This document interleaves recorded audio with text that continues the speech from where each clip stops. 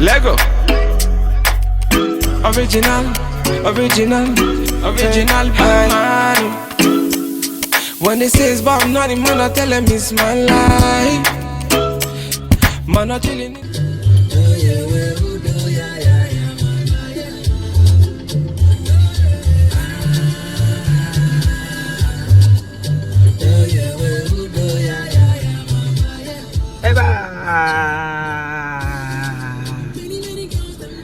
Hi guys, welcome back to my channel. It's your girl Bridget. Thank you very much for joining me today. If this is your first time and you haven't subscribed, or you've been watching and you haven't subscribed, is that red button down there? Do ensure that you support me by subscribing, and if you click on the bell sign, you get notification whenever I post my vlogs. See this weather today? It's raining. We had a few nice days and nights, back to the good old miserable British weather again. Anyway, a couple of days ago I shared a vlog about imported husbands, and we had this conversation about importing wives and importing husbands. A young lady in Nigeria saw the video and reached out to me and wanted me to share her experience with you guys, because she is looking for advice, although I'm not quite sure the nature of the advice, because she's already married to the guy and she's about to be imported. Let me put it that way. She's about to be imported. So I'm just going to paraphrase the message on my Instagram. She's 25 years old, and the man who she's married to is here in the UK, and the man is 50 years old. And she's saying that they've been married and he's planning to bring her here. He came to Nigeria to marry her, and he's been planning to bring her here, but he keeps his family are discouraging him from bringing her, saying that maybe with some of these issues that we've discussed in the previous videos about importing wives is going to happen to this man, and they don't want her to leave or for things to go south, so they are discouraging him from bringing her. And she's saying that his sisters are the ones doing this, stopping him from, you know, trying to discourage him from bringing her to the UK. And she's saying that the man has said that if she comes to the UK, he's going to enroll her in a nursing school so she can train to be a nurse, because nursing is a profitable profession. That should give her advice. The first thing that struck me when, you know, I saw this message was the age. Yeah, 25, 50. I mean, it's like the video that I did a while ago where I was talking about men who go to Africa to import wives and the age bracket, why it is an issue and why it's actually a very big issue, is a typical example of this case. That some men, you are 50 years old, you want to go and marry a girl of 25. That's half your age. Already that tells you there's a problem. I mean, it used to work in those days, don't get me wrong. In our parents and parents' time, a man who is 70 can marry a girl of 20. You know, there's no problem in that. She will still respect him and, you know, see him as her husband. But in today's day and age, I'm telling you, as a man, you are 50. You go and look for one young blood in Nigeria, 25 years old, and you bring her to US or you bring her to the UK. You just know that there will be friction, because she's very young, and as she's aging, the kind of things she wants to do, you might not want to do it. Although people say that age is only a number, there's the way you feel in your heart that matters. But you see, this body, it ages, whether you like it or not. It does age, I'm telling you, because the older you are, you will know. So you can see it's like a prophecy, or it's like, you know, it's like I knew, I mean, these issues exist. Anyway, at the prime of your life, I can remember when I was 25, I wasn't even thinking about marriage. I was just having a good time, going to parties. I was in uni. I was enjoying my life. I didn't care about marriage or thinking of, and even if I was dating my age mates, fellow undergrads like me, and, you know, people of my age. But marrying a man twice your age was, you know, that's, to me, I don't know. Because 25 years is a big gap. So I was asking her, I said, is the marriage arranged? She said, no, it's not arranged. So you open your two eyes and marry a man that's twice your age. And then I said, okay, I started asking her some questions. I said, what does the man do here in the UK? And then she gave me the shock, the biggest shock. Let me look at it. She gave me the biggest shock and said, they got married last year. He's not working anymore. He gets paid by the government. So he's on ESA and PIP. In fact, for somebody in Nigeria to know what ESA and PIP is, I was shocked. Because these are things that only people who live in the UK, I mean, people in Nigeria or other parts of the world will know that there's something called benefit or welfare system. But for you to know the actual name, I was kind of taken aback that she knows that it's ESA and PIP. I was like, okay.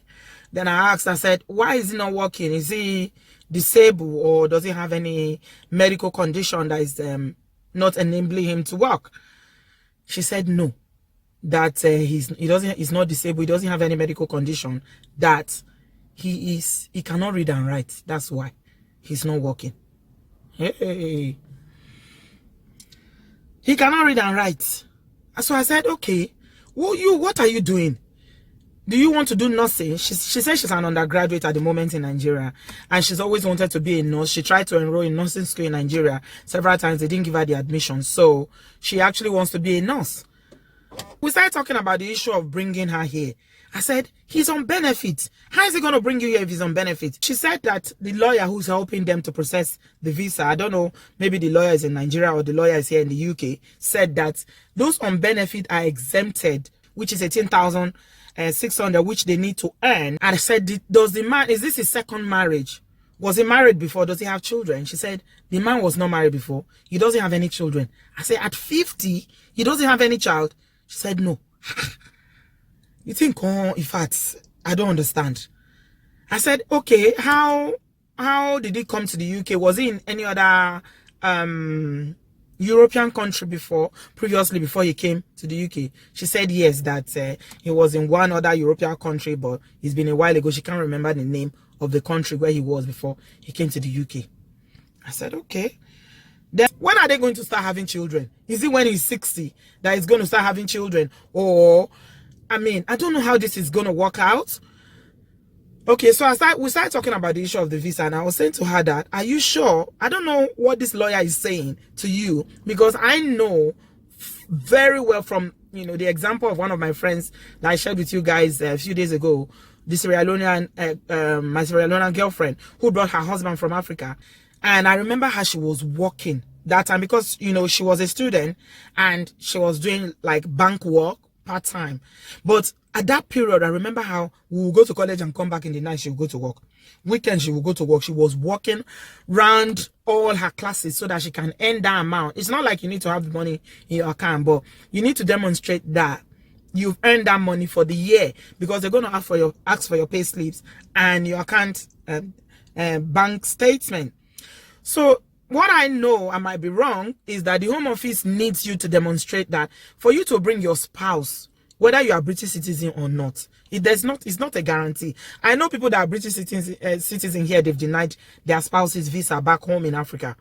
Yeah. So what I know is that the Home Office wants you to demonstrate that you can fend for this person, that you can take care of them when you bring them here. So this man now is already a liability to the government. He's not working. He's getting benefit from taxpayers' money.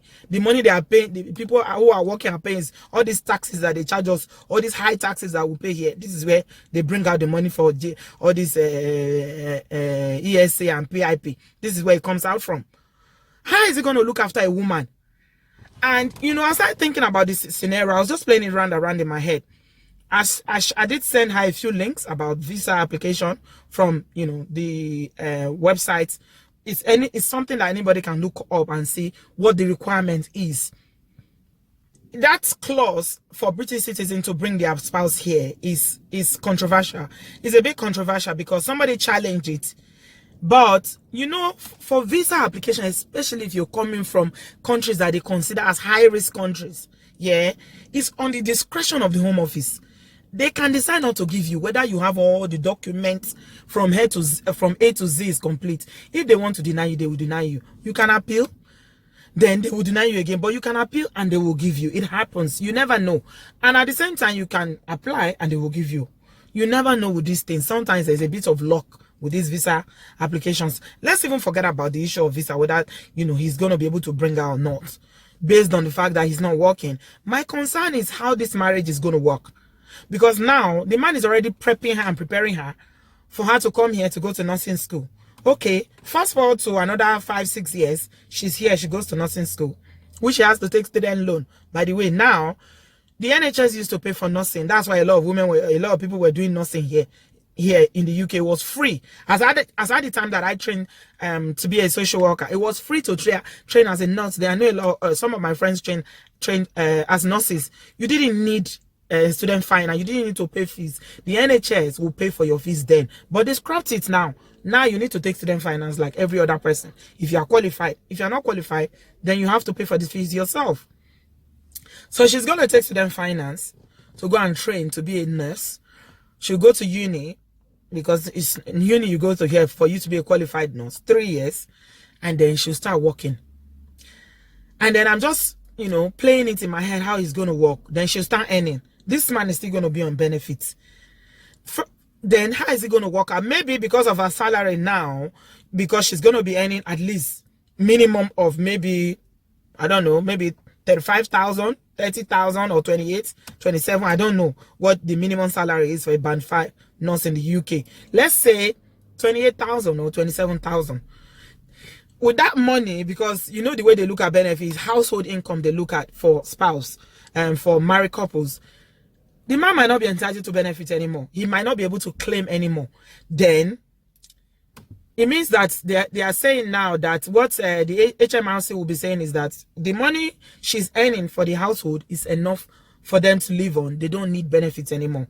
So this man is still not going to have an income. She's the one that is going to be the sole person that is earning in this family. So how do you think that's going to play out? She'll pay the rent, she'll pay the council tax, she'll pay the gas and electricity bill, she'll pay the water bill, she'll pay the broadband, she'll pay the mobile phone, she'll pay the house phone, she'll pay whatever payable. If they have a car, she will pay for the car, she will pay for insurance, she will pay for fare, she will pay for food. How do you think that is going to... Just tell me how that is going to work. Especially if they now have 1 or 2 children. And by this time, this man is going to... He's going to his mid-50s. How is it going to work? Is it that he's not going to be a house husband and she will be the one that is going to work? Or... The worst part is that this man is so educated. He can't read, he can't write. And he wants to marry a nurse. He wants a girl that is going to be a nurse. And you expect that he's going to stay with you after she qualifies. If your focus as a man is no longer about the relationship with that woman in terms of marriage, it's about the economics, it's about money, then you see things will start to go wrong, because the woman will say after a while she might work and, you know, get the nursing job and work and be supporting you or be giving you the money, or you are in control of a paycheck or whatnot. I don't know what the situation is. This is what I'm hearing. But at a point, she's going to come to her. She will make friends. She will talk to people. If she comes to know what is obtainable in the US, she's not going to be so gullible anymore. She will say, no, I'm the one making this money. I cannot be making money and handing you my paycheck. And in some instance, some of these men are not even nurses themselves, or they don't have any professional job. I don't know. I did ask her whether she loves him. She said she loves him. So I don't know whether it's the love from Nigeria to Obodo or is genuine love. Right? The only reason why younger girls marry men is for money. That's just the truth.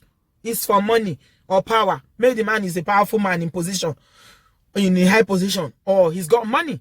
That's why. Otherwise, this one doesn't have money. He's old again. I don't know, guys. She's looking for advice, so let's advise her, please. Because me, I don't know. I feel like, you know, leaving her in Nigeria is not going to be the best thing, because obviously they are married now. And she told me they are legally married, because I was going to discourage her completely from the relationship if they were not married, or maybe it was just introduction. I said, is it arranged marriage? It's not arranged marriage. I said, you open your eyes and marry a man that is twice your age. I don't understand. Is it the law of coming abroad? Because when people come abroad, they will see that the reality is different. You don't know where this man is living. He's not working. You don't even know his situation here. You know how it is in pounds. If you take £100 and change it and send it to Nigeria, it might seem like a big money. But here, £100 is not a big money. I'm telling you, It is not. Even £500 is not a big money here. It's not. You will spend it like this. You will.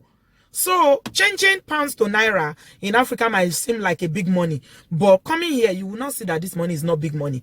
And then maybe, I don't know how much it seems like she knows quite a bit about the man's situation. If you can tell her that he's on benefit and he's on ESA and she knows the name of the benefit, then it seems like an open person. At least it's been open to her about his finances, that he's not working. And, you know, she's chosen to marry him and wants to come here.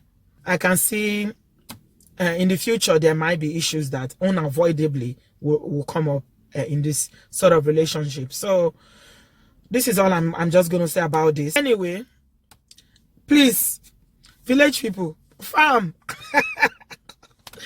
advice kindly. Oh, let's advise kindly. No insults, no abuses. I beg you guys. All right, I'll see you guys in my next one. Thanks so much for watching. Follow me on Instagram. I'm on Instagram, and my username on Instagram is obodooyinbopeople. I love you. Bye bye. Bye bye. Use me to play. I spitting for me bars, me I never back down. 1, 2, 3, me up on the countdown, man down.